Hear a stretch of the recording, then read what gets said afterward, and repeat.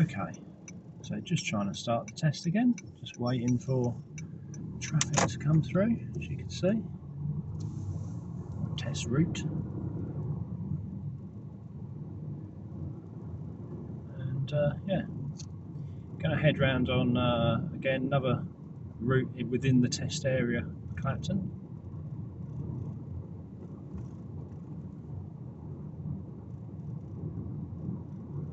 So as you're coming past, glance in the mirrors, glance in the mirrors.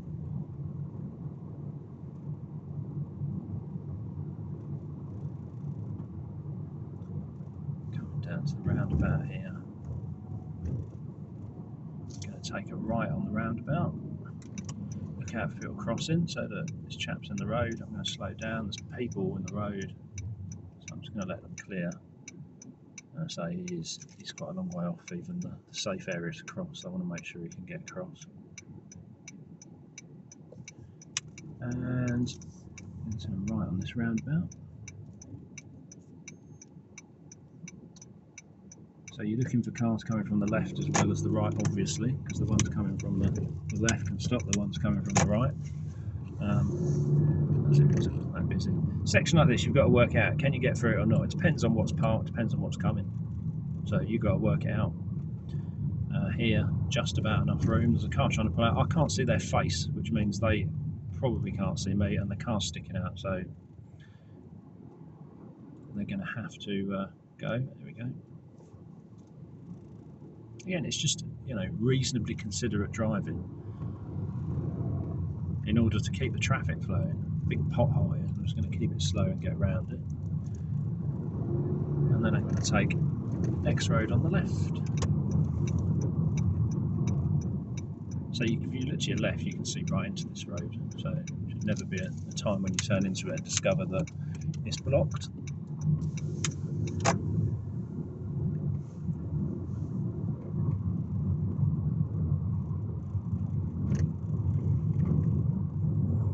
So following the road ahead.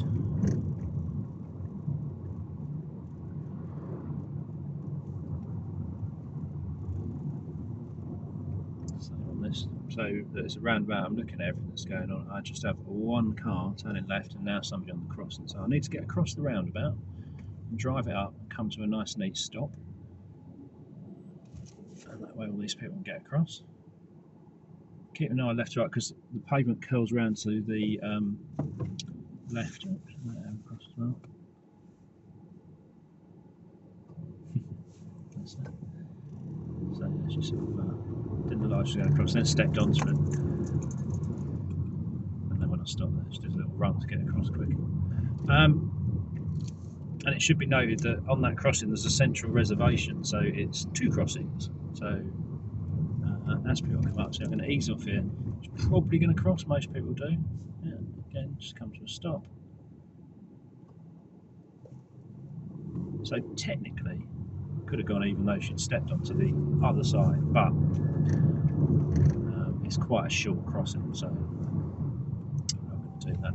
If somebody, again, they're just aiming on the wrong side of the road, and you can see they ended up cutting right into the bicycle because they ran out of space.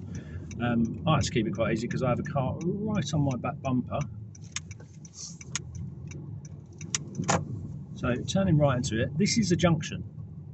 Okay, 2 roads meet, so I need to be checking my mirrors, making sure there's no one coming down, checking to my left, and then bringing it into the correct side of the road. So there's no road markings, it doesn't matter, it's still a junction. This is also a junction. And now what I'm going to do is ask myself to go round to the right, the back road just came from. So I'm going to check my mirrors, put my signal on because cars can come from ahead. I need to also check nobody's gone round the other side because you can technically drive around both sides of this. Check there's no one here. Turn it through and then back in the other direction.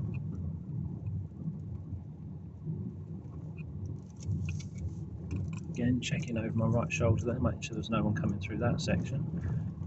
And then I'm going to go straight ahead, so I'm just going to go to this bit. In order to go straight ahead, I need to go up here.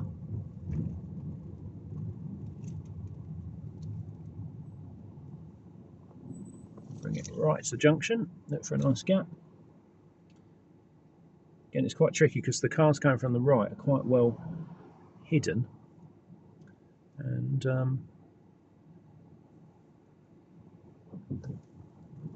they suddenly come around quite fast. So just keep an eye as doors open, give them some space. And we're going to go left at the end of the road.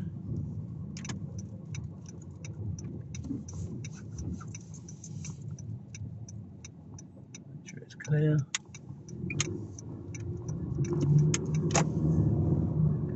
Again, mirrors to go past the parked cars. You've got a crossroads here, which is a bit of a dodgy one. It's got a speed hump as well, so slowing down for the speed hump. And keeping it easy for the other side, and then carrying on down to the end of the road. So moving across here into the correct side, again glancing at the mirrors, that car's pulled up, bringing it around. End of the road, I'm going to go left.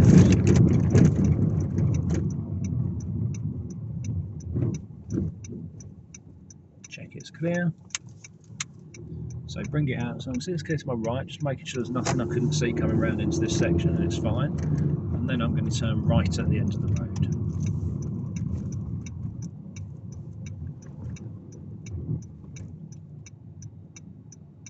So I've got little Toyota MR2 coming across. I don't even think that chap in the white car even so much as looked if anyone was coming. He just drove straight across. So follow the road ahead.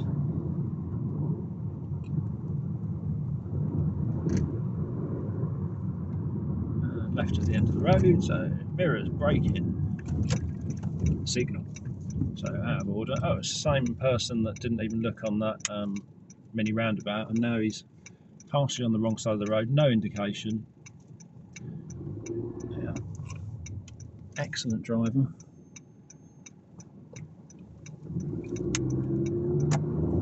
Okay, and now we're going to follow it straight on again.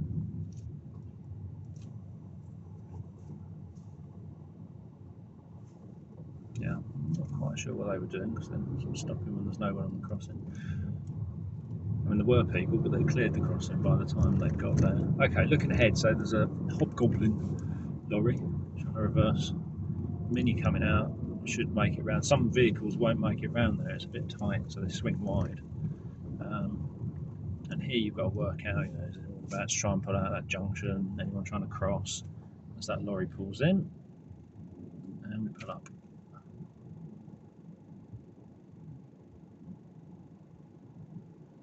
What you notice about driving around Clacton is that you don't have to stop very much. I'm not doing lots of pull-ups on the left or anything else, but you will do it on the test. But when you're in places like Colchester and Ipswich and bigger towns in general, you end up stuck at traffic lights and things and in queues of traffic for ages. Whereas here, you just don't. There's just no real traffic. So slowing down, I've got to be prepared to stop because that van might suddenly indicate at the last second. Right, and then follow it down. Cars here sort of chop across. So yeah, just lift off a little bit there and pull in. There's a car sort of next to me, but they're going to have to work their way in behind if they want to come across. I don't think they do actually. Easing off for this corner, you got cars in front, so it's unlikely, but you do get a lot of people crossing here, and quite often they're quite slow. Coming through these parked cars, just watch out for people coming out, cyclists. It's an alleyway, make sure nobody's coming out of that. Just cruise along the main road.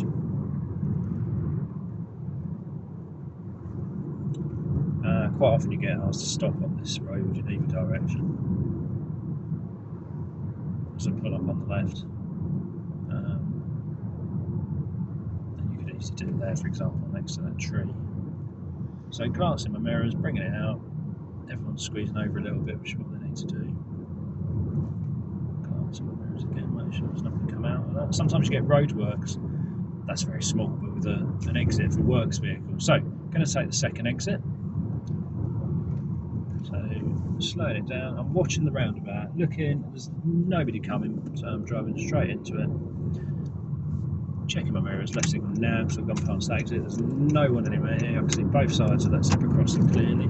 This is still a 30 limit, so 30, 30, 30. Check my mirrors, 60 limit. So mobile roadworks, as you can clearly see. There's plenty of space. It's a very wide road, so there's no issue. Going to follow road signs now. I should have said that earlier probably, but we'll follow road signs. So let's follow London and Colchester on this side. Only briefly I'm going to follow road signs. So that's left lane, straight across, second exit. As you can see on the roundabout. And squirrel. Hopefully that squirrel doesn't run out anywhere. It's part way on the road. This car's forcing their way past me.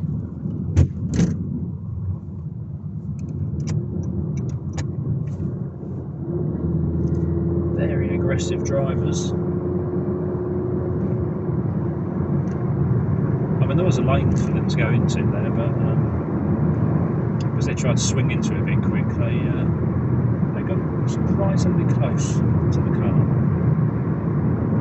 So it's 60 limit, picking the pace up. You can see at 60 we are catching this Range Rover Evoque, so I'm lifting off, and the idea is that you don't brake.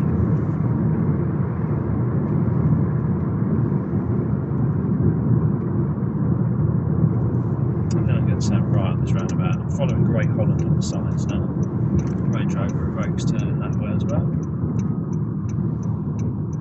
Maintaining the gap. So I'm looking at them. They should go now. There's nothing coming. I can drive up to it. Still nothing coming. I can drive out. I'll keep it in this side of the road.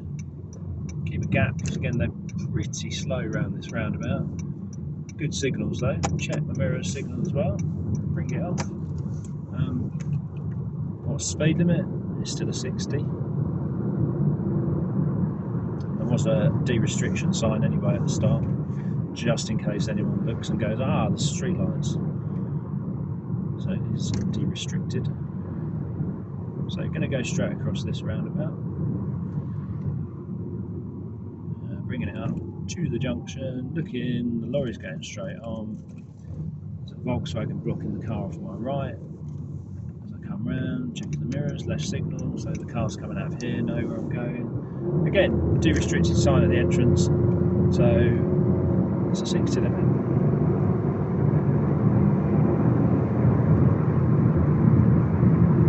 And then next roundabout, I'm going to go straight across. First exit, which is straight across on this one, is a 30 limit. So make sure you're checking your mirrors, easing it down to the 30 limit. No sudden heavy braking at the end, just roll it down to 30. So when you get here, there we go, just rolling through a nice easy 30. So you're going to go straight across first exit. And yeah, nothing coming. There's a car to my right, but it's waiting for the car there. Signals come off, still at the 30 limit. Coming up to de-restricted, check my mirrors, put my foot down. Because I'm going to get on with it, it's a 60 limit. See now there's a works exit on this road. This was just a pretty straightforward road with nothing on it, but they now seem to have created some sort of junction for a housing estate which they're building. So again, it's a 30 limit. I'm already easing down. You can see the signs in front. I'm going to turn right on this roundabout. Massive pothole, so you'd be avoiding that pothole.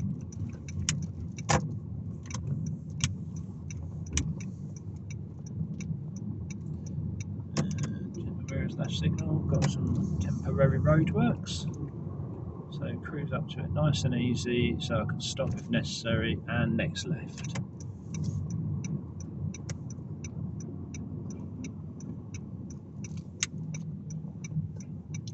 That's weird, left a water container in the middle of the road. Okay, and then we're going to follow it down. So again, just keep your eyes peeled for anything. People walking, park car. So checking my mirrors. Do I need to ease off? It's okay. And now checking the mirrors and slow down. Aim clear. They're waiting for me. Give them a wave. Thank you very much.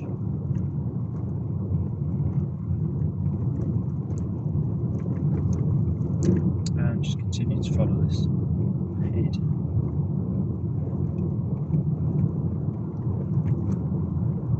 So looking ahead, there's a mini roundabout. I'm going to go straight across the mini roundabout. As I approach, again, check my mirrors, slow it down, start assessing it. If you come up to it too quick, I know if I'm sat in the passenger seat you can't see what's happening, and so does an examiner. And all you're going to end up doing is either guessing and firing across it when you couldn't see, or you're going to end up slowing down to the speed you needed to just abruptly and a bit late. So end of the road is going to be right. Again, it's mirrors, signal, braking, in that order. And you need to drum this into yourself because you're going to be doing this for a long time when you're driving. It's not all about passing a driving test, it's about learning to drive properly so that you're safe and you protect yourself when you're driving.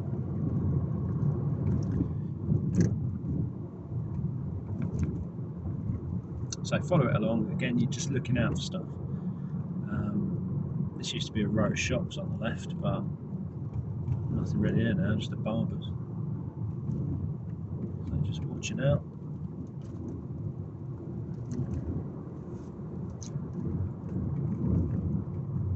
Same with this bend, so you keep an eye on it. Might even lift off a little bit. I certainly have. You can see there's a junction there. That's a really tricky junction to pull out of actually if you come out of there.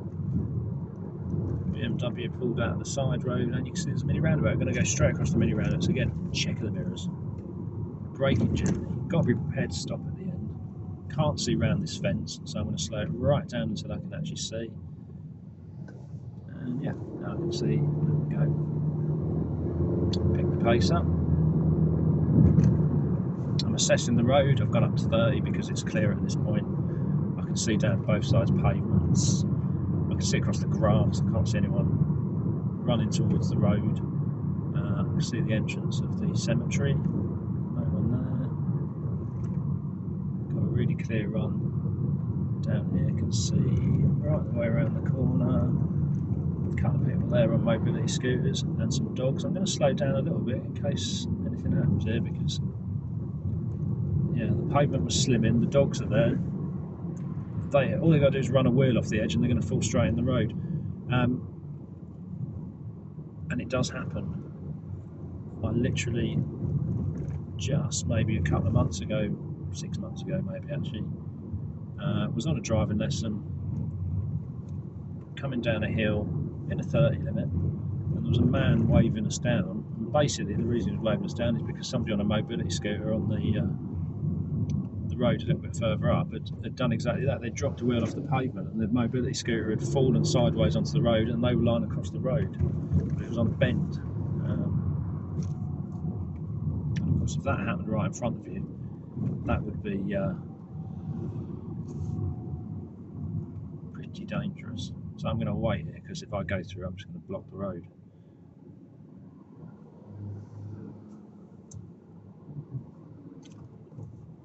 That's right for me, that's good, that works perfectly. And I'm going to go left at the end. Everybody was super polite and did the thing they're supposed to. So again, making sure it's clear both ways.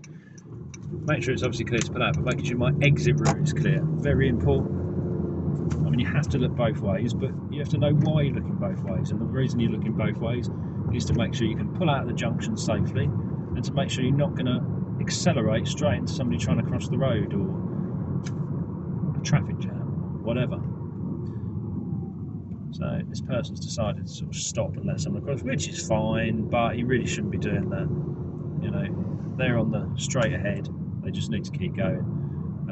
There's a couple of cars behind me, and then behind that there's a massive gap anyway. You don't need to suddenly brake and try and let someone turn across the front of you.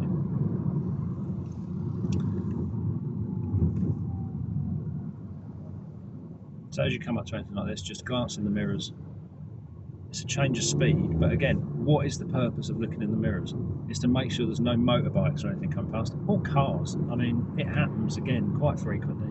You slow down something, somebody isn't paying attention, they don't realise you're slowing down for a car turning off something, and they try and overtake you, and then suddenly bail out of it when they realise they're about to have an accident with somebody turning right. So, Talking of turning right, I'm going to turn right here. Nice MGB. The car on the right is turning, yeah, they're definitely turning, just touch the edge of the roundabout for the best angle.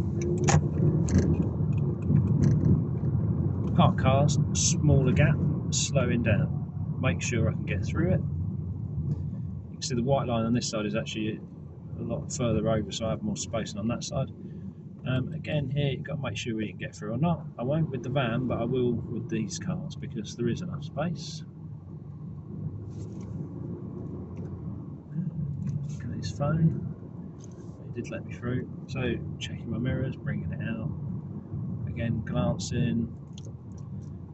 And you're not just glancing in the mirror when you come past those parked cars, by the way. You're having a look in the mirror and make sure there's nothing on the road, but you also need to glance at the parked car itself and make sure there's no one sat in it about to accelerate away. Again, it's the reason for doing these things, and you will always do them. In 20 years' time when you're driving, you should be doing the same thing. Otherwise, you end up like some of these people who drive around nearly having an accident every 5 minutes because they're just not paying attention to what they're doing. So we're going to take the next left.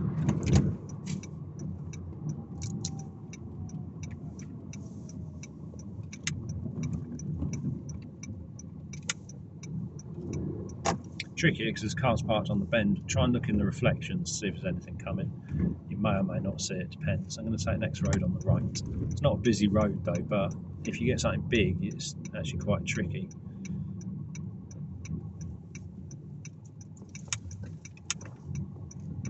So turn it in nice and neat, let this person squeeze over a bit, and carry on through.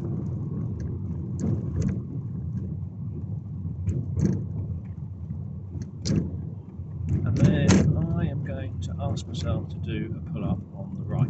So where that lamppost is on the right, if I can pull up there, slowing down, across. Don't worry about the driveways. This is going to be a reversing manoeuvre. Pull up and stop, and then if I can reverse back a couple of car lengths. So start checking round. I'm going to start moving. This BMW is coming towards me, but I can still move until it gets to me. Checking now it's coming off a drive. As it gets to me, I'm going to pause, let it go past, and then move off again. When I think I've done a couple of car lengths, I can stop, and then move off when I'm ready. So I'm just going to wait and see what this car does. Right, full check around, indicate as well, the car coming off. So, and then just follow the road ahead.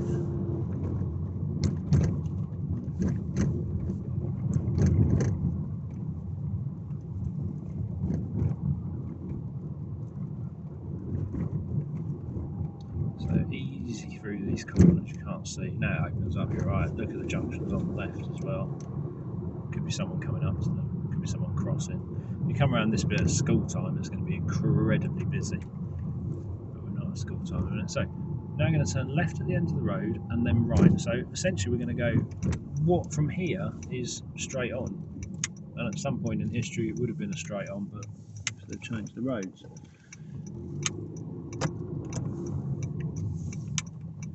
So as you can see, fairly straightforward. Because it is properly offset, it's a left and then it's a right.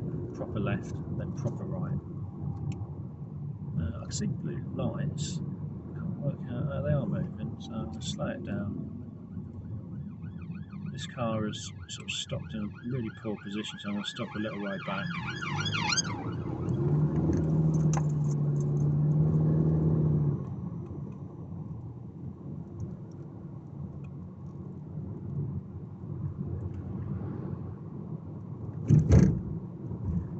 And then follow it back. So when you come around the next, or into the next junction, I'm going to ask myself to move into the right lane. So you follow the road round, make sure it's clear, move across into the right lane, and then it's going to be a right at the end of the road. I'm going to signal, although it's a right-only lane, you could get someone trying to cross. In fact, you frequently get people trying to cross, even though there's a crossing pretty much right to my neck, right next to me. People still try and cross on the actual pavement that's next to me, not the crossing. So unusually there's quite a bit of traffic at this moment in time. That's because the lights have just been red, so everyone's queued up. Just keeping an eye out. For some reason this person is desperately trying to let me out of the junction and stopping, even though there's nothing behind them. Again, it's kind of, you know, very polite of them, but it's just completely unnecessary.